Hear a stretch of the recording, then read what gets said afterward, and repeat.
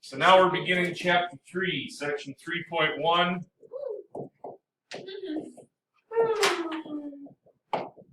Quadratic functions.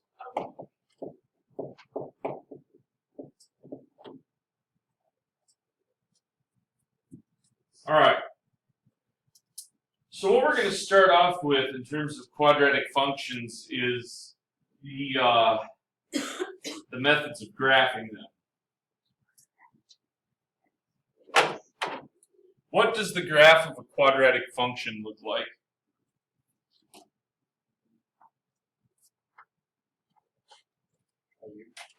Yeah, and what do we technically call that? A parabola. So yeah, it's a U shape, it's a parabola. So if I had f of x equals ax squared plus bx plus c, that would be general form for the equation of a quadratic function. And so you could basically have two scenarios. One scenario, you might have something that looks like this.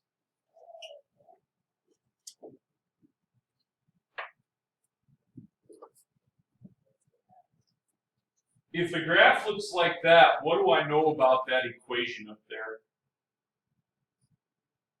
There's one very specific thing I would know.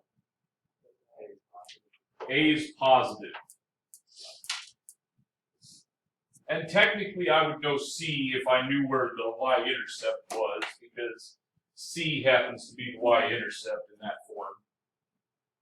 But anyway, yeah, A is positive because it opens upward. So A is positive.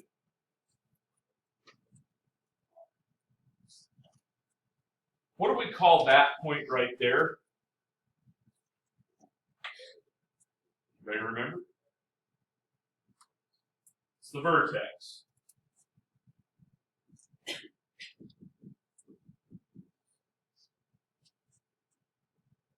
Now let's say that the vertex is h comma k.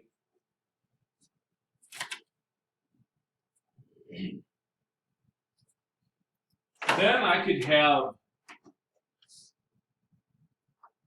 that line right there. Do we know what that line is?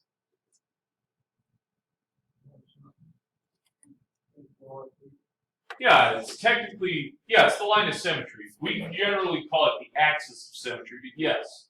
So this, or just axis for short.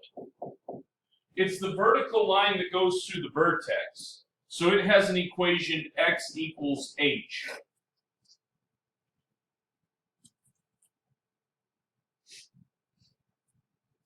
And of course, since this opens upward, this vertex is a minimum value or a minimum point.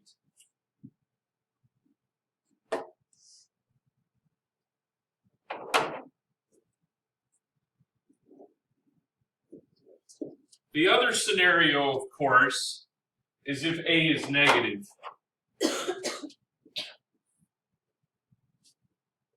What changes about this if A is negative? Yeah, it opens downward.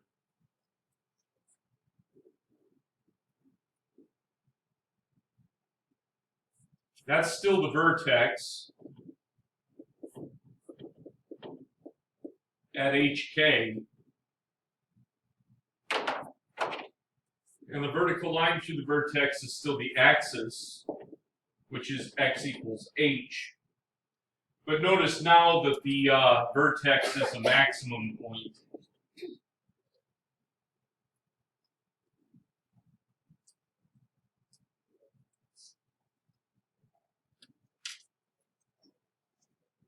Now, there's another way to write the equation. It's what's known as standard form, or sometimes known as vertex form. And it looks like the following. Standard form, otherwise known as vertex form. And that would be f of x equals a times x minus h squared plus k.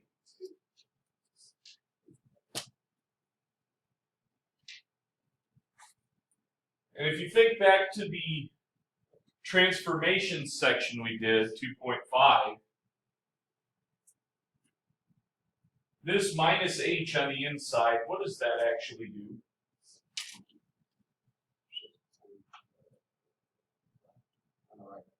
The right by h, because remember minus goes right, plus goes left. And then this k would be a vertical shift up if k is positive and down if k is negative. So basically, the parent function y equals x squared has the vertex at the origin. So this moves the vertex h units to the right and k units up, which makes the new vertex at hk. So the reason why this is called vertex form is you can see exactly what the vertex is just by looking at it. Basically, you change the sign on the h that's in here, because if it says minus h, this is positive h, and then k stays the same sign. Oh, and in this form, a cannot be 0, because if a were 0, this wouldn't be quadratic at all, it would be a constant function. All right. So here, lost my train of thought. Let's talk about some steps we could follow to graph this sort of thing.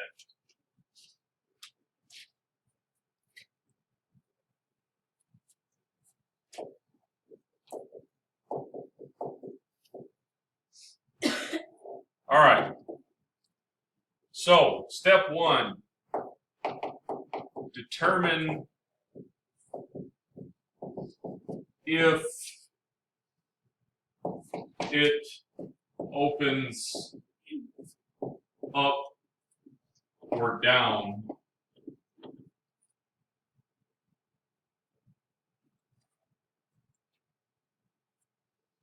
remember that comes from A. 2, plot the vertex. Because the vertex is pretty much the most important point on the parabola.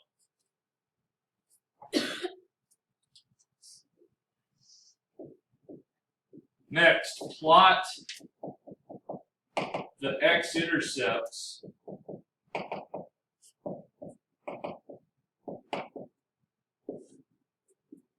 That's what you get when you set f of x equal to 0. If there are any, and the y-intercept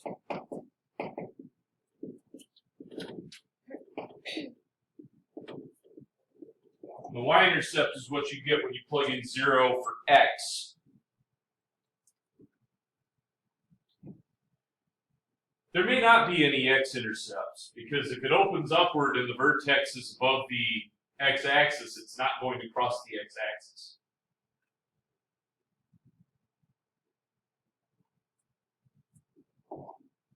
And then 4, plot additional points as necessary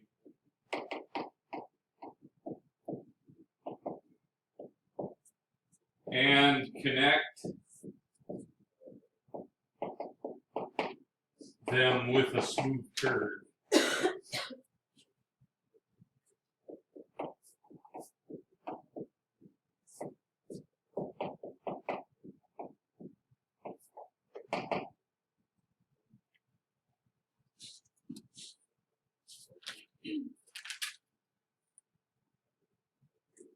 So I'll give you a moment to get that written down.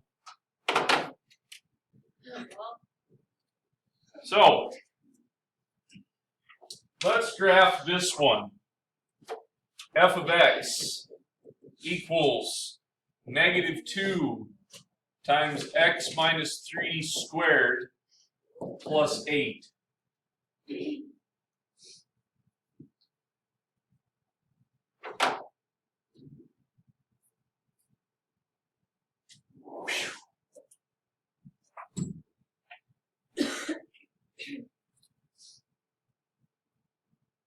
So what can you tell me about it?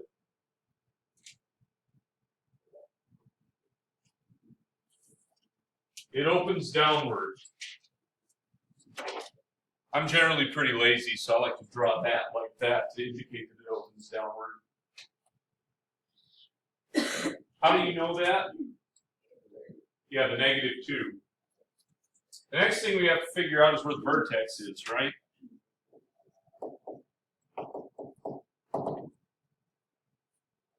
Any takers on the vertex? 3, 8. Just remember, this is x minus h plus k up here, or x minus h squared plus k. K is your y-coordinate of the vertex, and this 3, because it's -3 and this is always minus here, gives you a +3 there. We all good with how to find the vertex from that? So just to recap, oh, that was fun. Just to recap, this 3 becomes that 3, and this 8 becomes that 8.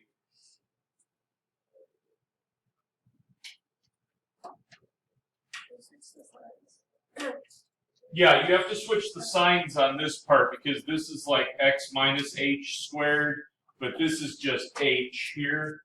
So when this is a minus, this coordinate here is positive, whereas if this is a plus, this would be negative. But the 8 stays the same. It has to do with the fact that the horizontal shift is always kind of backwards, where minus goes right and plus goes left, so you got to change the sign on that. But the vertical shift, plus goes up and minus goes down, so you keep the sign the same. I'm glad you asked that because I needed to be abundantly clear on the video, and so that kind of forced me to be. All right, so we need to find the x-intercepts, right? So remember, to get the x-intercepts, you're going to set this function equal to 0. So 0 equals -2 times x minus 3 squared plus 8. And I would need to solve that. How can I go about solving that?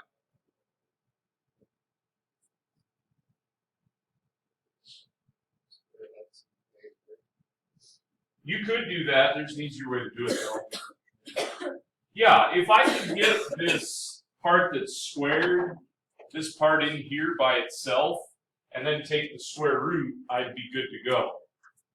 So, if I subtract 8 from both sides, so I'd have -8 equals -2 times x minus 3 squared. Divide by -2, so 4 equals x minus 3 squared. I guess I should probably write that. Divide by -2, divide by -2. Then you take the square root. What would happen?